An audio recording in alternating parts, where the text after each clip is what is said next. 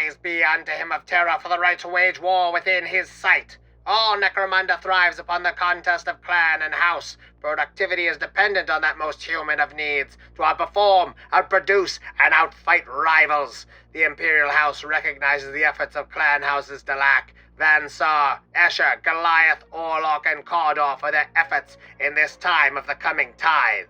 Know that all of the great houses are watching with interest and waiting with reward for those who do their duty to Necromunda, and punishment for those who fail our world in its time of need.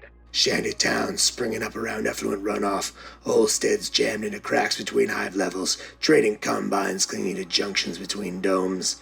If there's a bit of unclaimed space and something of value you can scrape off the walls or dig out of the scrap, you can be sure hivers will find a way to live there.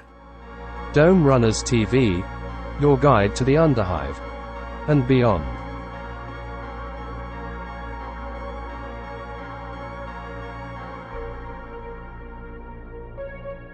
Come in, child. Welcome. I am Crimson Oracle, Dome Runner, Clan Shiver. It is my responsibility to peer into the future and the past, to divine, to advise.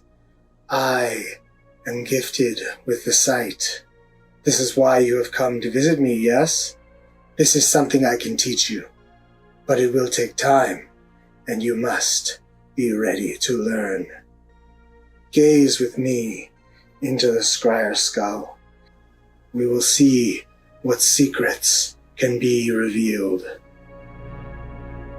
If you like our content, don't forget to like and subscribe, and for as little as $2 a month you can become a patron and help support the show.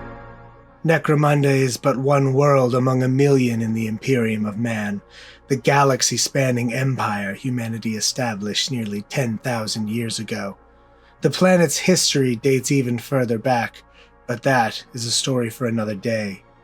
A jewel in the crown of the Imperium, Necromunda is one of the largest and most prosperous worlds in the Empire, manufacturing the essentials for equipping the Imperial Guard and providing countless bodies for the Emperor's armies.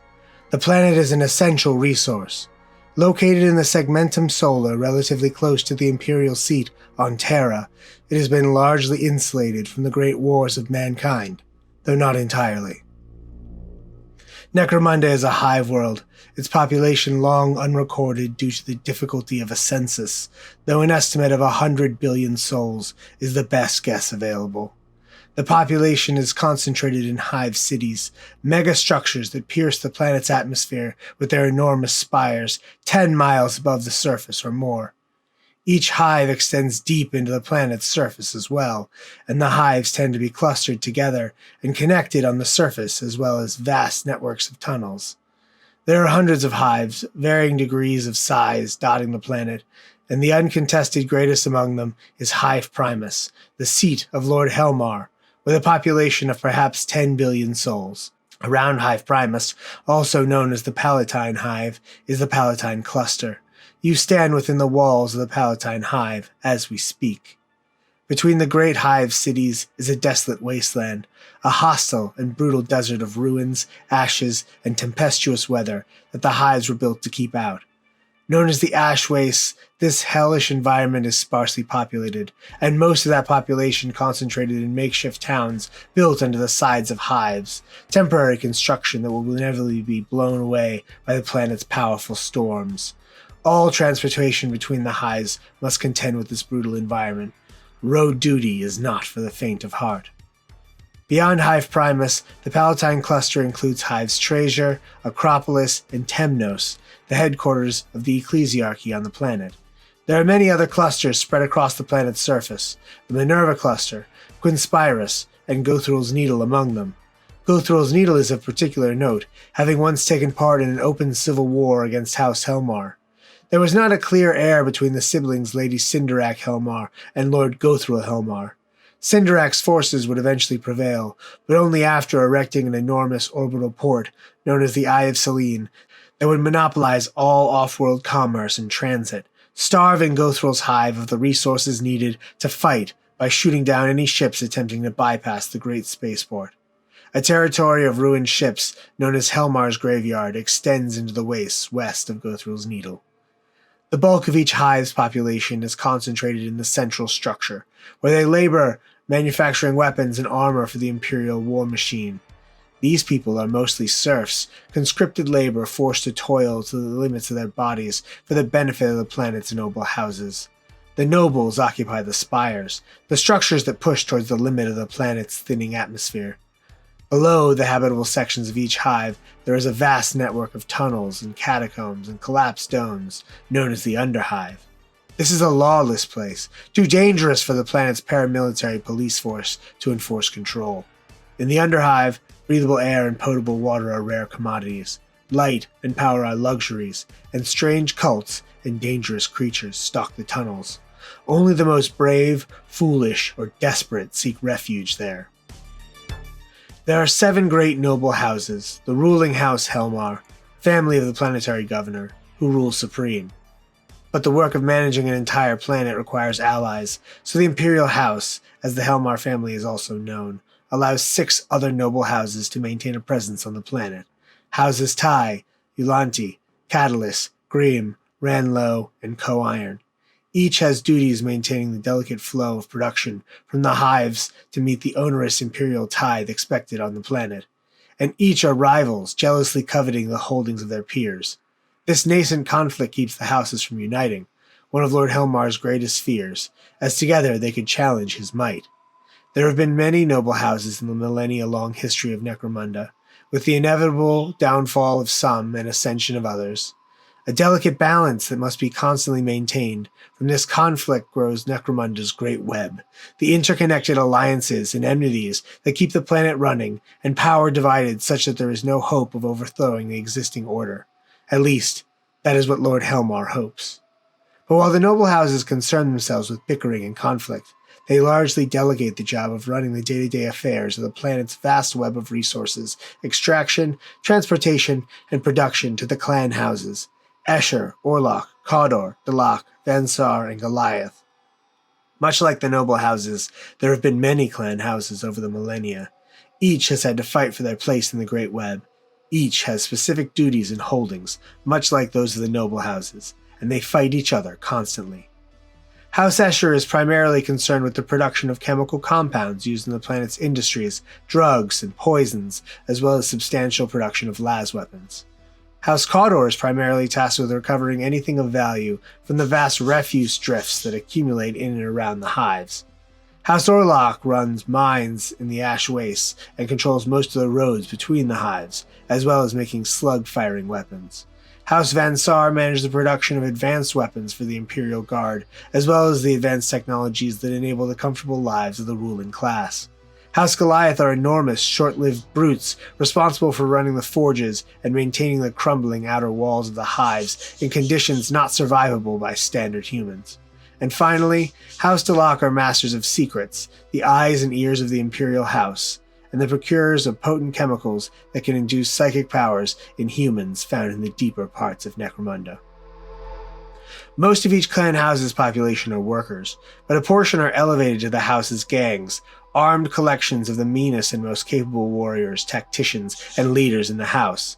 The noble houses own all the planet's capacity, but their small numbers mean it's necessary to delegate day-to-day control to the clan houses. For example, in a factory belonging to House Ulanti in a border zone between the clan houses, may change hands dozens of times as the gangs invade each other's territory. But as long as production is maintained, the noble house does not concern itself with which gangs control what. Even within houses, there is constant conflict, with gangs attempting to grow their influence and surpass each other. Each house has different customs and structure that dictate how internecine conflict is to be handled. Gangs that don't follow the rules find themselves shunned, outcast into the Underhive to fight over scraps, with the upstarts hoping to make a name for themselves. But while the nobles own the world and the clan houses run their territories for them, the planet's infrastructure is the domain of the guilds. Networks of skilled artisans and technical experts who keep the hive's essential resources flowing.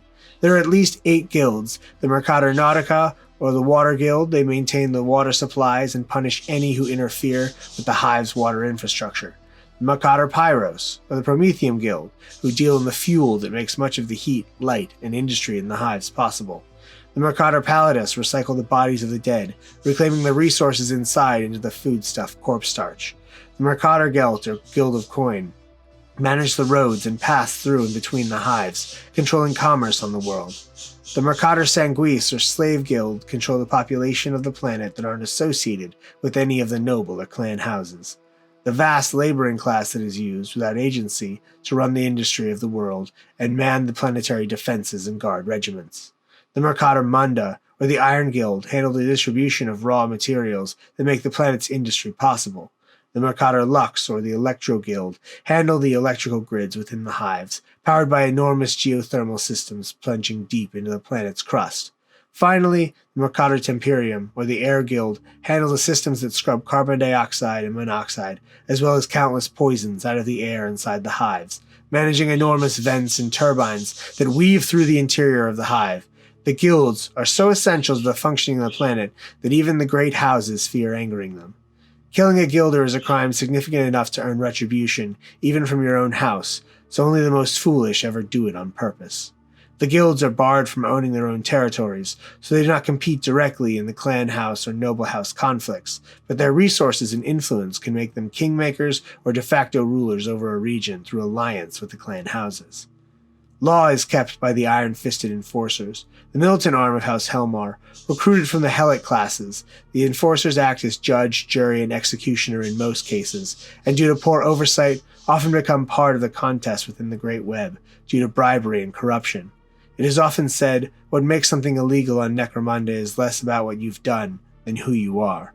But while the enforcers are powerful, their numbers are limited. Bounty hunters, both those licensed to operate and those who freelance, fill in the cracks, pursuing bounties on criminals deep into the places the enforcers don't usually go. Of course, among the countless helot laborers of Necromunda, not all bow to the imperial authority. Some feign loyalty while conspiring to free themselves or sabotage production. Some flee into the Underhive to scratch out a living, building power in the hopes of challenging the existing order. There are entire helot cults that worship mythical deities of old, from before the imperial conquest. There are even rumors of some sects of laborers on Necromunda who appear human but are in fact operatives of an unknown alien species spread across Necromunda. These criminals have limited resources, but gain power and make alliances in the dark of the Underhive. Many hives have fallen because a complacent ruler didn't see or stop an uprising from occurring.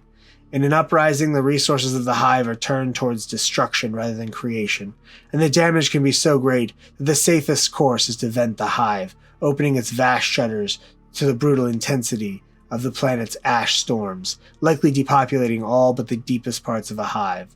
A century later, the shutters close, and the hard work of restoring as many systems as possible begins. While losing a hive is a major blow to the planet's ability to pay the imperial tithe, the long-term risk of permanently losing a hive is worse. There are a number of lost hives of great renown.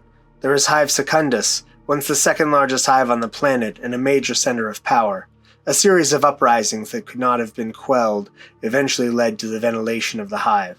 When this was not sufficient to kill the mutated men inside, House Helmar ordered the city bombarded into dust. A great wall was built around Secundus to contain the strange and terrifying beast-like men that come from it.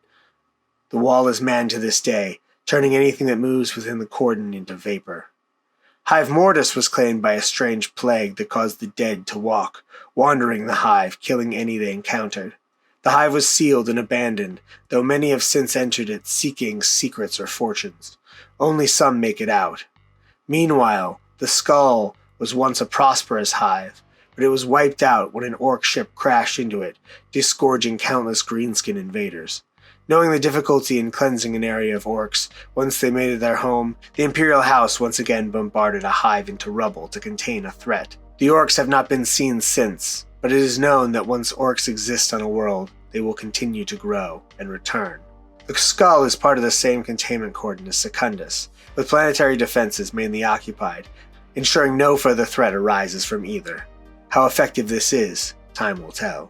Knowledge. But at what cost? I have grown weary.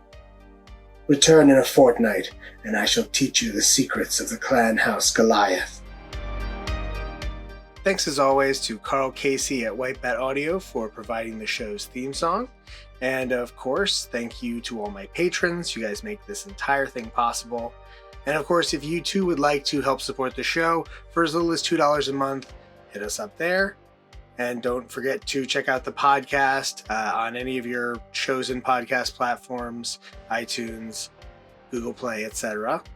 And everybody out there, please stay safe and don't forget to change your paint water.